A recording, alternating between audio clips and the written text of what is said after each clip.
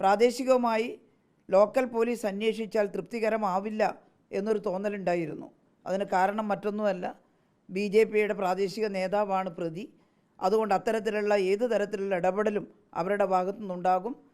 അതുപോലെ BJPയെ കുറ്റം പറയുന്നു എന്ന് പുറത്തു നടിക്കുന്ന ചിലർ, ലീഗിൻ്റെയും SDPIയുടെ എല്ലാം പ്രവർത്തകർ, യഥാർത്ഥത്തിൽ ഈ കേസ് അട്ടിമറിക്കുന്നതിനാണ് തുടക്കത്തിലേ ശ്രമിച്ചിരുന്നത് എന്നാണ് മനസ്സിലാക്കാൻ സാധിച്ചിരുന്നത്. അതുകൊണ്ട് അത്തരം ഇടപെടലുകളൊന്നുമില്ലാതിരിക്കാൻ വേണ്ടി ഈ കേസ് ബഹുമാനപ്പെട്ട മുഖ്യമന്ത്രിയുടെ മുമ്പാകെ ഈ കാര്യങ്ങളെല്ലാം ഞാൻ ചൂണ്ടിക്കാണിച്ചപ്പോൾ കേരളത്തിൻ്റെ മുഖ്യമന്ത്രി അത് ക്രൈംബ്രാഞ്ച് അന്വേഷിക്കുന്നതിന് വേണ്ടി വിടുകയാണ് ചെയ്തത്. അത് ഏറ്റവും ഉചിതമായി ക്രൈംബ്രാഞ്ചിൻ്റെ അന്വേഷണ സംഘം വളരെ തൃപ്തികരമായിട്ടുള്ള അന്വേഷണം നടത്തി. ഒരുപാട് അപവാദ പ്രചരണങ്ങൾ ഞങ്ങൾക്കെതിരായിട്ട്, പോലീസിനും അതുപോലെ അവിടുത്തെ MLA ആയിരുന്ന എനിക്കുമെതിരായിട്ട് ഈ ലീഗിലെ ചില ആളുകളും അതുപോലെ തന്നെ SDPIക്കാരും BJPക്കാരും എല്ലാം അന്ന് ഉയർത്തിയിരുന്നു.